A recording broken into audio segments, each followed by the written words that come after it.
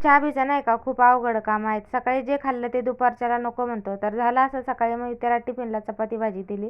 स्कूलवरून आल्यावर म्हटला की मला तेच नको खायला, दुसरं काहीतरी बनव. म्हटलं आता दुसरं काय बनवायचं. तर मग सकाळी मी चपात्या बनवल्या होत्या, त्यातला एक चपाती शिल्लक राहिलेली होती. त्याचे मग छान असे चपाती लाटून घेतली. त्यावर खूप सारे मसाले होते ते घालून घेतले. त्यानंतर कांदा टोमॅटो कट केला, त्यावर घालून घेतला. कोथिंबीर नव्हती त्यामुळं मग हे सगळं घातलं. त्याचा छान असा रोल करून घेतला. रोल केल्याच्यानंतर त्याला आतमधून कट केला आणि छान अशी चुंबळसारखं घालून घेतलं.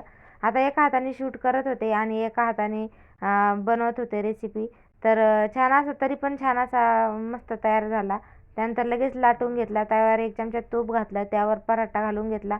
दोन्ही साईडनं पुन्हा छान असं तूप लावून घेतला आणि एकदम खमंग असा कुरकुरीत छान असा भाजून घेतला.